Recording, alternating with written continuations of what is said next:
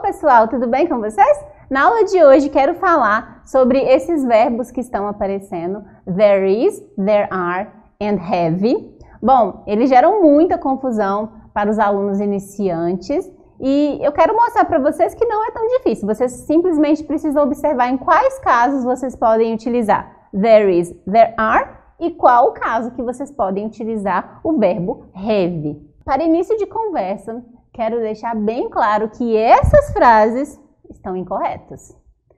O verbo have significa ter. Então, muitas vezes, o aluno diz has a TV here. Tem uma TV aqui. Ou have many people in my family. Tem muitas pessoas na minha família. Mas essas frases não estão corretas. Nós não podemos falar sobre existência utilizando o verbo have ou até mesmo o verbo has. Todas as vezes que você pensar em dizer tem um computador aqui, não diga have ou has. Para isso, nós vamos utilizar there is e there are. Por quê? O verbo have ou has, né, se for com it, ele é utilizado quando queremos falar sobre posse, propriedade e obrigação. Então, por exemplo, I have a car. Eu tenho um carro. I have a house. Estou falando sobre posse e propriedade. E eu também posso falar sobre uma obrigação. I have to work every day. Eu tenho que trabalhar todos os dias. Mas nos casos que eu coloquei, não está dizendo que o have pode ser utilizado para falar sobre a existência de coisas, pessoas, animais, lugares e situações. Pois para isso temos que utilizar o verbo haver. Então esse verbo haver é o there is e o there are. There is para o singular e there are para o plural. Então, essas frases estão corretas, como eu disse. I have a dog, I have to work, porque eu estou falando de propriedade e obrigação. Mas se for de existência, vamos utilizar there is and there are.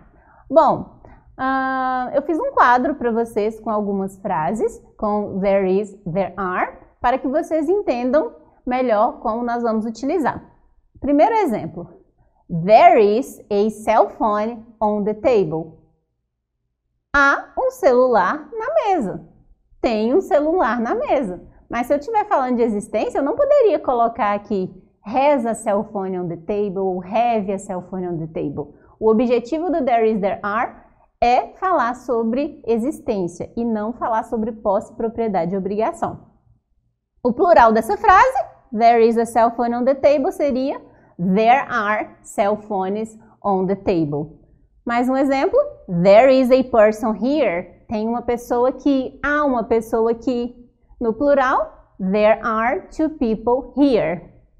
There is a dog here. Há um cachorro aqui, tem um cachorro aqui. Eu estou falando da existência, eu não estou dizendo que esse cachorro é meu, que eu sou dona dele. Eu só quero falar sobre a existência. Então, there is a dog here. There are two dogs here. Nós podemos falar sobre lugares quando nós utilizamos o there is, como eu disse acima. There is a supermarket next to my house. Há um supermercado perto da minha casa. Se for mais de um, there are two supermarkets next to my house. Por fim, o último exemplo, para falar sobre uma situação que está ocorrendo. There is a protest in my country.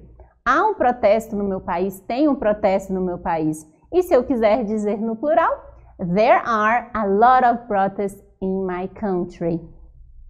Então, basicamente, vocês vão utilizar quando quiserem falar sobre existência, pois esse verbo, na verdade, esses verbos, né?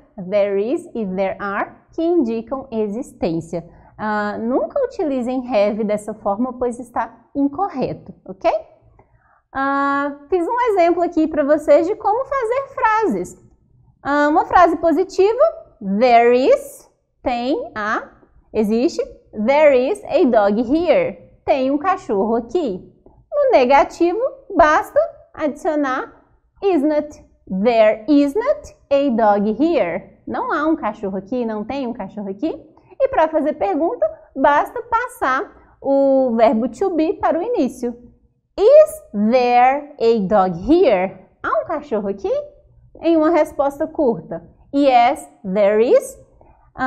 No, there isn't. E em uma resposta longa, yes, there is a dog here. No, there isn't a dog here. Então, veja como é simples. Do jeito que eu perguntei, vocês responderam. Is there a dog here? Yes, there is. No, there isn't. Bem simples, não é mesmo? Coloquei agora um exemplo de plural também com there are. There are 2 dogs here. Tem 2 cachorros aqui. Negativo, there aren't 2 dogs here. E para fazer uma pergunta, basta passar esse verbo to be para frente. Are there 2 dogs here? Resposta curta, yes, there are.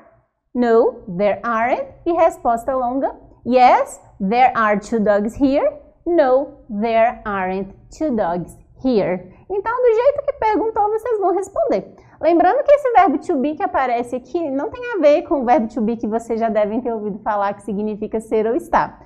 É só a formação desse verbo haver, tá? Mas ele sempre vai aparecer também. Pessoal, além de utilizar o there is e o there are para falar sobre existência, nós também podemos utilizar there was e there were. A diferença é que there was e there were são utilizados no passado, tá bom? Então, se eu disse no slide anterior, there is a cell phone on the table, tem um celular em cima da mesa, no passado, para dizer essa frase, eu vou utilizar there was, havia, tinha um celular em cima da mesa. There was a cell phone on the table. Então, se no presente vocês usam there is, no passado vocês vão utilizar there was. Se no presente vocês usam there are, no passado vocês vão utilizar there were. Então, basicamente, a mesma estrutura, a única diferença é que nós vamos utilizar aqui quando queremos nos referir ao passado. For example, there was a person here. Havia uma pessoa aqui, tinha uma pessoa aqui. There were 2 people here. Haviam 2 pessoas aqui. There was a dog here. Tinha um cachorro aqui. There were 2 dogs here. There was a supermarket next to my house. No plural, there were 2 supermarkets next to my house. E por fim, there was a protest in my country. No plural, there were a lot of protests in my country. Para finalizar a aula de hoje, vou mostrar para vocês alguns exemplos também de como nós podemos fazer frases utilizando o there was e o there were, que referem-se ao passado. There was a dog here. Negativo, there was not a dog here.